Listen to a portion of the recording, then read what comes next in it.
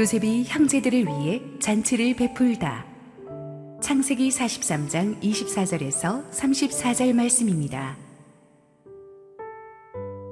그들을 요셉의 집으로 인도하고 물을 주어 발을 씻게 하며 그들의 나귀에게 먹이를 주더라.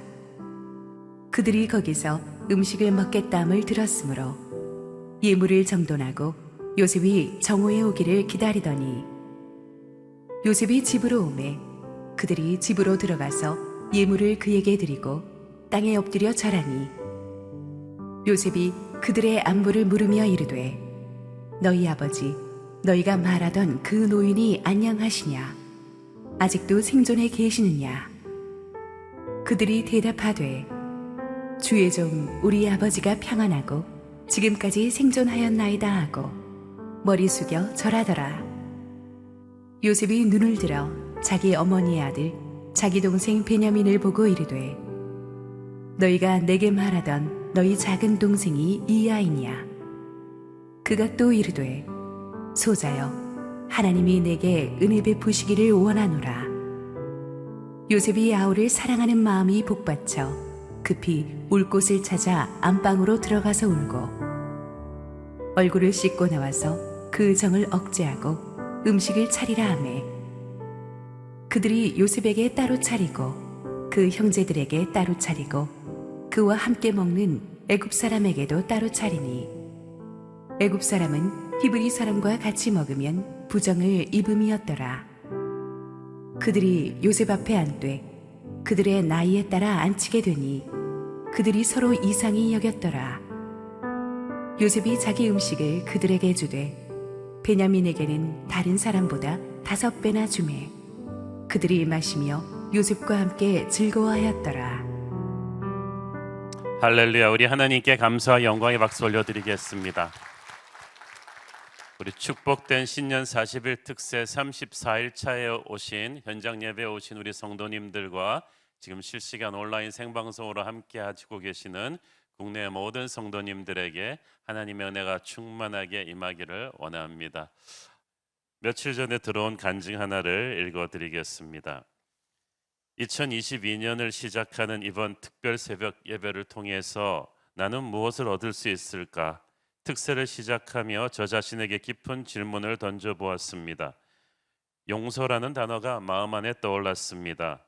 한옥 목사님께서 준비하신 요셉과 형제들의 이야기를 통해 이번에는 진정 그리스도 안에서의 용서와 화해를 깊게 구하는 시간을 가지라고 하나님이 저에게 말씀하시는 것 같았습니다. 내가 깊게 진심으로 용서해야 할 사람은 누굴까? 아직도 용서하지 못하고 있는 사람은 누굴까? 나를 아프게 두드리는 단 한 사람이 있었습니다. 중환자실에 계신 아버지였습니다. 가족을 너무나 사랑하셨지만 또한 자신의 열정과 자유분방함으로 인해 가족들이 순탄치 않은 삶을 살아왔습니다. 장녀인 저는 힘들어하는 엄마를 보면서 끊임없이 아빠를 원망하며 용서하지 못한 부분이 있었습니다. 결혼하고 아빠의 곁을 떠난 지 벌써 20년이 지났지만 그때 상처는 완전히 치유되지 않았고 악몽처럼 저를 끌고 다녔습니다. 용서하였다고 생각하지만 마음 밑바닥 안에 가라앉아 있는 앙금들은 작은 요동에도 쉽게 흔들리곤 하였습니다. 하지만 이제 진정 용서하라고 하십니다. 자신을 노예로 팔아버린 그 형들을 요셉은 그 긴 감옥 안에서 얼마나 미워하고 원망했을까요? 하지만 요셉은 하나님의 사람으로서 결단하고 자신이 먼저 용서했습니다. 요셉이 저에게 보여주었습니다. 진정한 용서의 행동을. 사람의 의지가 아닌 성령님의 도움이 필요했고 저는 그것을 간절히 구하는 기도를 했습니다. 진정으로 이제 나의 마음의 감옥에 갇혀 있는 아빠를 놓아드리고 저 자신도 이제 그 감옥에서 나오려고 합니다. 요셉이 극적으로 형들과 만나는 말씀을 들으며 깊게 기도를 마치고 눈물을 닦는 순간 전화벨이 울렸습니다. 아버지가 임종하셨다고. 같은 시각에 우리 가족들은 모두 함께 새벽 예배를 드리고 있었습니다. 그 말씀을 묵상 중이었습니다. 참으로 은혜로운 시간이었습니다. 마치 이 순간을 하나님이 미리 계획하신 듯 했습니다. 아빠를 진정으로 용서할 시간을 저에게 허락하신 하나님 아버지 진심으로 감사드립니다. 제 안에 진정 필요한 것은 아빠에 대한 용서와 긍휼한 마음이었습니다. 아빠, 천국에서 영원한 평안을 누리세요. 지난주 아버님 장례 예배를 은혜롭게 마치고 난 뒤 교회에 제출하신 우리 이서초 공동체 여주희 순장님 간증이었습니다. 우리 순종님 마음에 용서와 사랑을 부어주신 하나님의 은혜를 찬양합니다. 할렐루야. 아주 잔잔하지만 우리 모두가 참 함께 공감할 수 있는 은혜로운 스토리입니다. 요셉을 설명하는 두 가지 핵심 키워드는 비전과 용서라고 누차 말씀드렸죠. 이 두 단어가 별 연관이 없어 보이지만 실은 영적으로 깊이 맞닿아 있습니다. 비전의 사람은 반드시 용서의 사람이어야만 합니다. 용서는 과거의 상처를 하나님의 방법으로 해결하는 것이기 때문입니다. 하나님의 방법으로 과거의 상처를 해결하지 않은 것은 마치 상처를 온전히 봉합하지 않은 채 피를 철철 흘리면서 또 한 번의 경기를 하겠다고 하는 것과 같습니다. 상처가 없는 사람은 아무도 없죠, 우리 중에. 문제는 이 과거의 상처를 은혜의 힘으로 극복하는 것입니다. 예수의 힘으로 극복하는 것인데 그 결과가 바로 용서입니다. 요셉이 보여주었듯이 우리에게 가장 큰 상처를 준 사람은 먼데 있는 사람이 아니라 우리와 가까운 사람입니다. 우리와 피를 나눈 형제일 수도 있고 부모일 수도 있습니다. 그래서 더 용서하기가 힘듭니다. 언급하기조차 남새스럽습니다. 그러나 예수님은 우리에게 용서할 수 있는 힘을 보혈의 은혜로 주십니다. 하루아침에 되지 않는다 해도 우리가 날마다 하나님의 은혜 안에 거하다 보면 어느 순간 눈이 소리 없이 쌓인 나뭇가지가 어느 순간 툭 꺾어지듯이 어느 순간 우리의 마음에서 미움의 체인이 툭 끊어지고 용서할 수 있는 힘이 생길 것입니다. 그런 내적인 기적이 이 특세 기간 동안에 여러분 안에서 일어나게 되기를 축원합니다. 우리 기도 한번 하고 또 말씀 봅니다. 하나님 은혜를 감사합니다. 이 아침에도 우리 말씀 통해 은혜 주시고 우리 영혼의 적절을 걷어 주시고 새 소망 주옵소서. 부족한 종은 가리시고 우리 주님 영광 받으옵소서. 예수님 이름으로 기도했습니다. 아멘. 24절 읽습니다.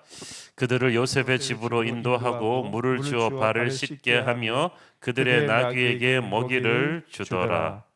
그들은 총리 대신의 집에 가서 생전 처음 받아보는 극진한 대접을 받습니다. 대흉년은 가뭄이 셌다는 말인데 물이 금보다 귀한데 마실 물도 없는데 발 씻을 물까지 내줍니다. 사람도 먹을 게 없는 시절인데 그들의 나귀들도 배불리 먹게 해줍니다. 사람뿐 아니라 나귀까지 복을 받아요. 먼저 그 나라와 그 의를 구하면 다른 모든 것을 더하신다고 했습니다. 우리 아버지의 집에는 풍성함이 있습니다. 아버지는 인색하게 주는 법이 없어요. 부모님이 주는 밥은 항상 꾹꾹 담아주기 때문에 항상 먹고 남기게 되죠.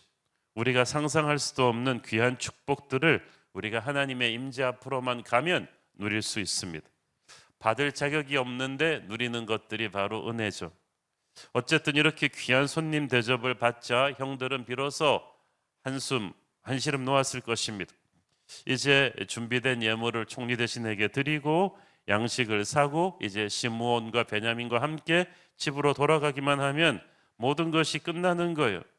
그러나 그렇게만 끝나면 당장은 인생이 편하겠지만 그들의 삶은 다시 이전과 똑같은 인생으로 돌아가게 되겠죠.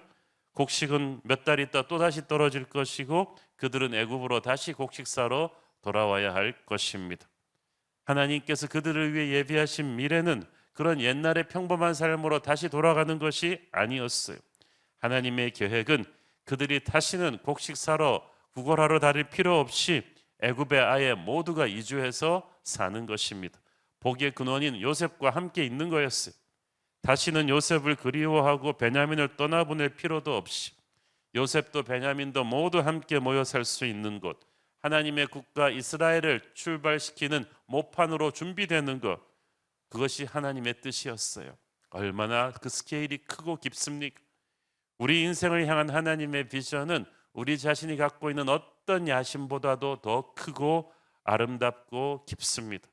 그러니까 아유, 그냥 저는 욕심 없어요. 결코 이만하면 됐지라고 적당한 선에서 머무르려고 하면 안 됩니다. 하나님의 놀라운 계획이 있습니다. 그러므로 큰 꿈을 꾸십시오.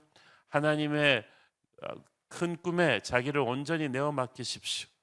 내일 본문에 나오지만 그래서 그 큰 꿈을 위해서 그들은 다시 한번 마지막 믿음의 연단의 시험을 받게 되죠.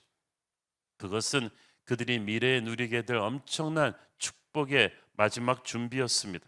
만약 하나님께서 그들로 하여금 그냥 적당한 인생을 살게 할 거였으면 그런 연단도 하지 않으셨을 거예요.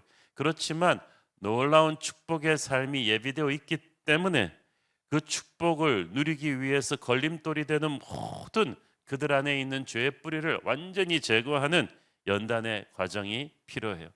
하나님이 지금 여러분에게 허락하신 고난의 터널이 깊고 클수록 이제 다가올 축복의 땅이 넓고 아름답다는 것을 기대해 보십시오. 25절 26절에 보면 요셉의 집안으로 초대되어 간 그들은 가나안에서 이렇게 아버지가 이것저것 챙겨준 예물을 준비하고 요셉을 기다렸습니다.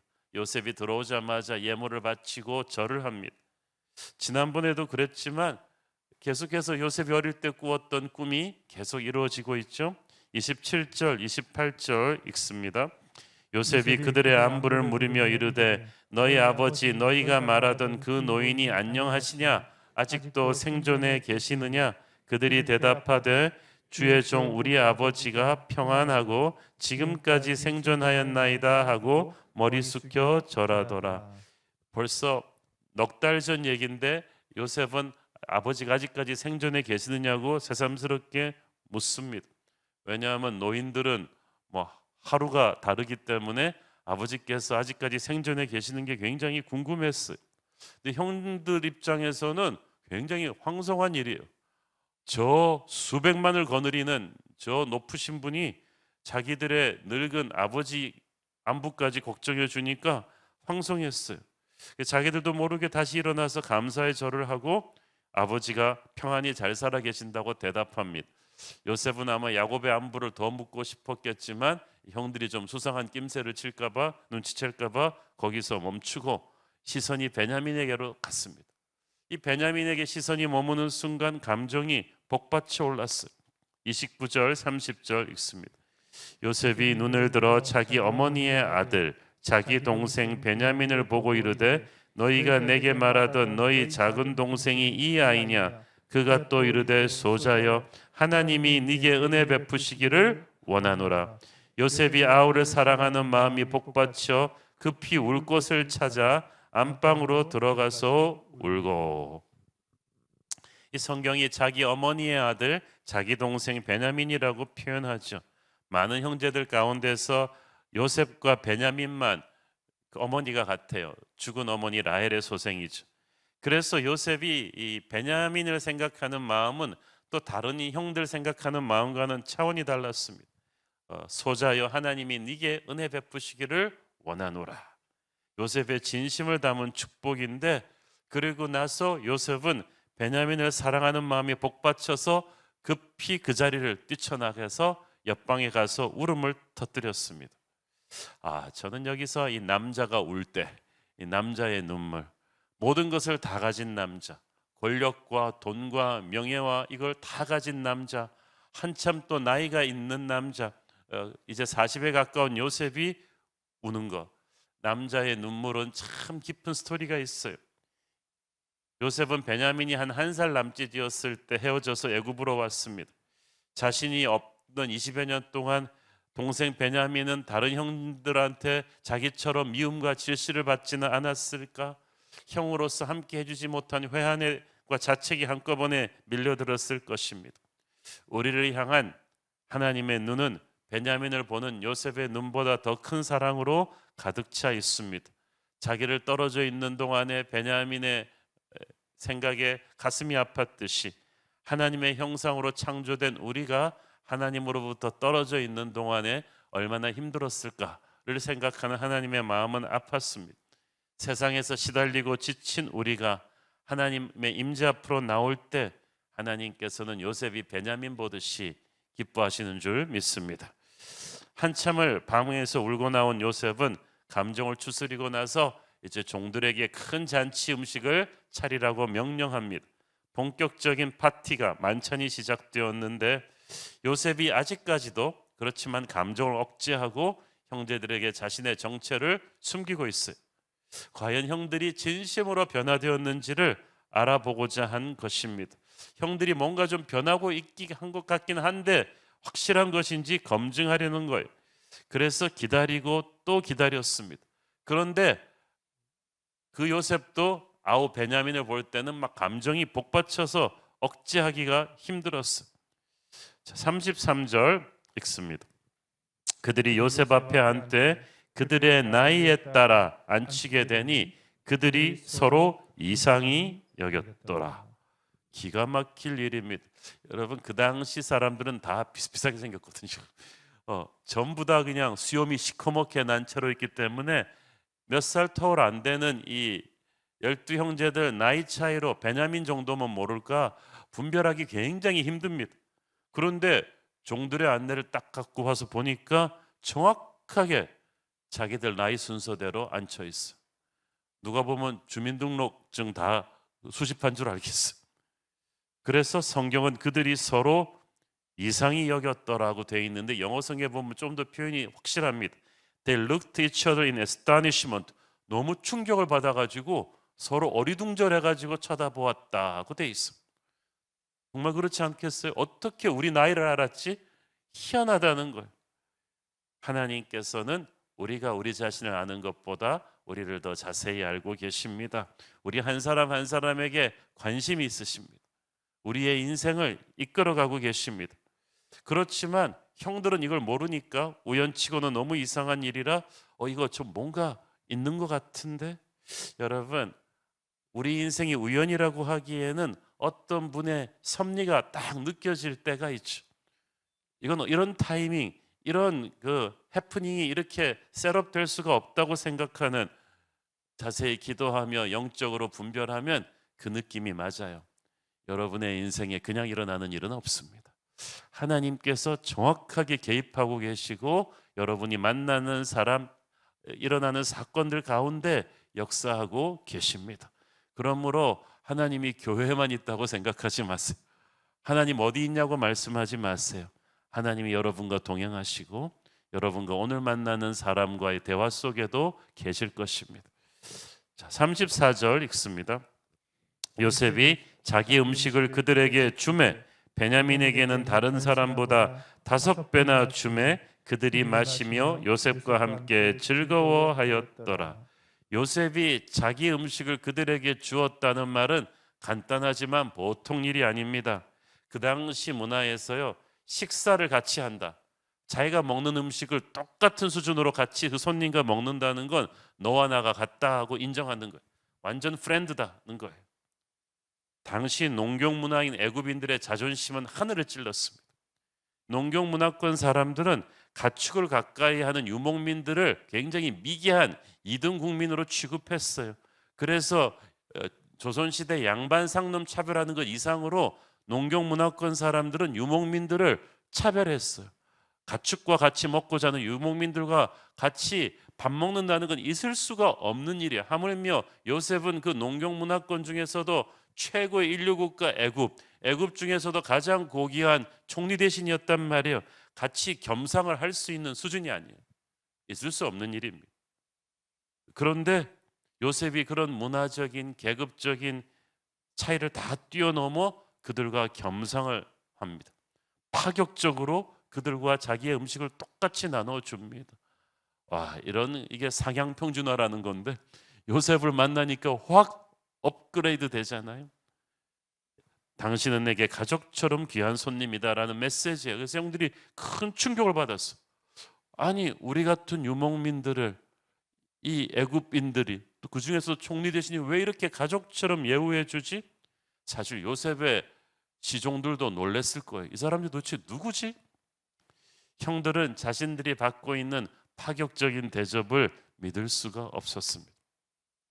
34절 끝에 보면 그들이 마시며 요셉과 함께 즐거워하였더라.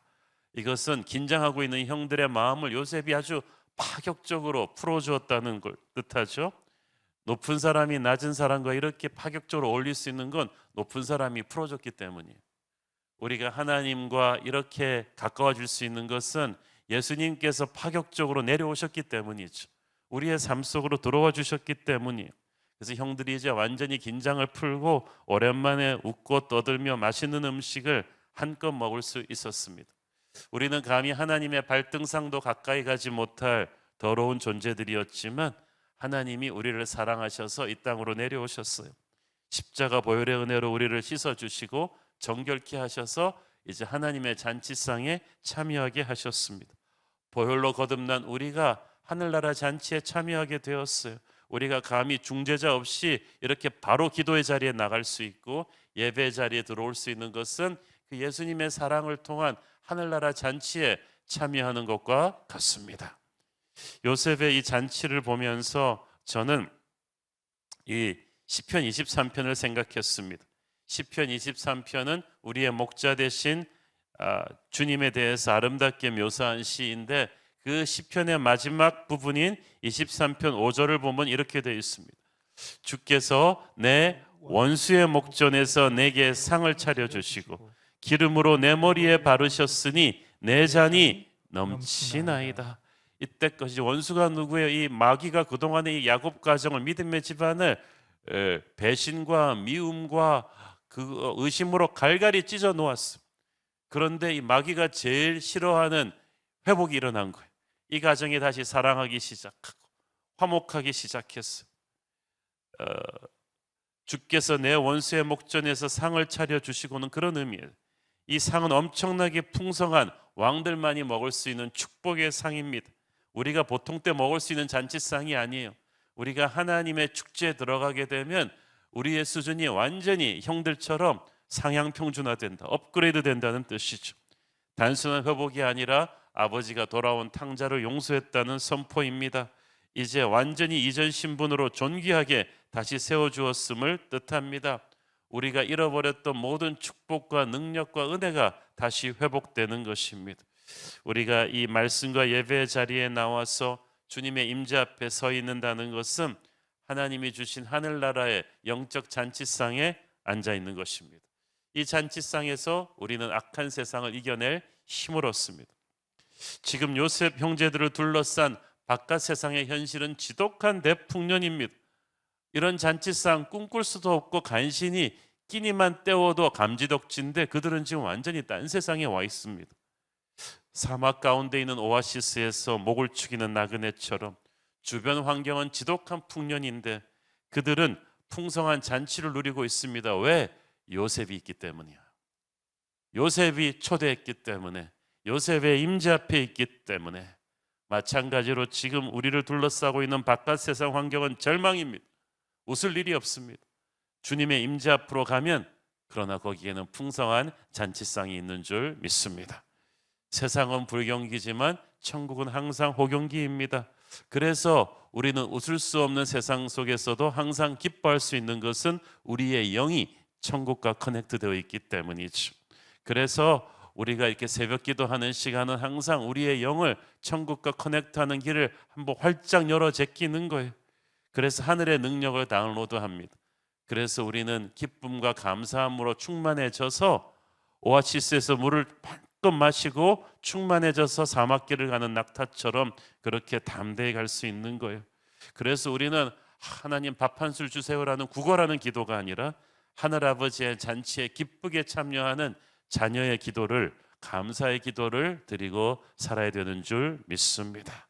그래서 비굴하고 이렇게 엎드려진 신앙생활이 아닌 어려움 가운데서도 담대함과 평안함을 누리는 그런 축제 신앙생활을 해야 되는 줄 믿습니다.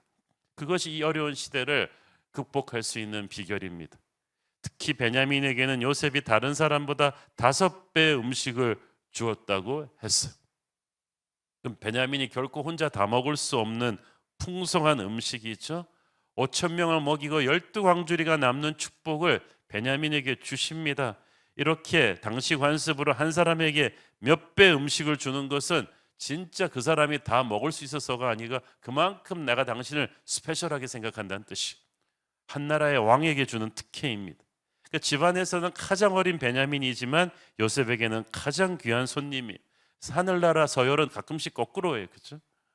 가장 낮은 자가 가장 높임을 받습니다. 세상에서는 낮을 줄 몰라도 우리는 하나님에게는 아주 특별한 손님입니다. 요셉이 베냐민을 왕같이 대접해 주었듯이 하나님이 자녀된 우리들을 왕같은 제사장으로 대해 주십니다. 보배롭고 존귀하게 주십니다. 먹고 남을 정도의 축복을 주십니다. 시편 23편 5절의 마지막 부분은 내 잔이 넘치나이다 이잖아요. 하나님의 축복은 간신히 우리가 그냥 굶주려 면할 만한 그런 찔끔하는 구두쇠 같은 축복이 아니에요. 가뭄에 메마른 땅을 적셔버리는 소나기처럼 풍성한 축복인 줄로 믿습니다. 이제 그만할 정도의 축복이 온다. 이게 내 잔이 넘치나이다의 메시지죠. 여러분, 하나님을 갈망하면 저와 여러분의 심령은 감당할 수 없을 정도의 축복으로 가득 차게 될 줄로 믿습니다. 그 축복의 힘으로 우리는 이 험한 세상을 이겨낼 수 있는 선한 능력을 가지게 될 줄로 믿습니다. 저는 이 잔치상 앞에 나와 있는 요셉의 형들의 모습에서 우리가 이 힘든 코로나 시국에 항상 주님의 임재 앞으로 나와서 이렇게 뜨겁게 기도하는, 지금 현장 예배 또 온라인상 다 합해서 2,000 몇백 명이 넘는 우리 성도들이 이렇게 열심히 기도하는 것은 주님이 베푸는 잔치상 앞에 나와 있는 요셉의 형들과 같다고 생각합니다. 하나님께서 바깥 세상은 절망뿐이고 혼란스럽고 불경기에 너무너무 불안해하고 힘들어하지만 이 천국 잔치에 동참하고 있는 우리들에게 부어주는 하늘의 은혜가 있는 줄 믿습니다. 그래서 날마다 우리에게 피곤한 육체를 쳐서 이 자리에 달려 나올 수 있는 마음을 주시고, 그리고 기도하는 동안에 우리가 모르는 놀라운 축복이 우리 삶에 이미 스며들고 있어요. 여러분, 이 쌓아오는 이 운동 경기도 모멘텀이 있잖아요. 이때까지 쌓아온 기도의 모멘텀이 클 거예요. 여러분 모르고 있지만 여러분의 영혼 안에 기도의 힘이 지금 엄청 쌓였어요. 성령의 능력이 엄청나게 쌓였어요.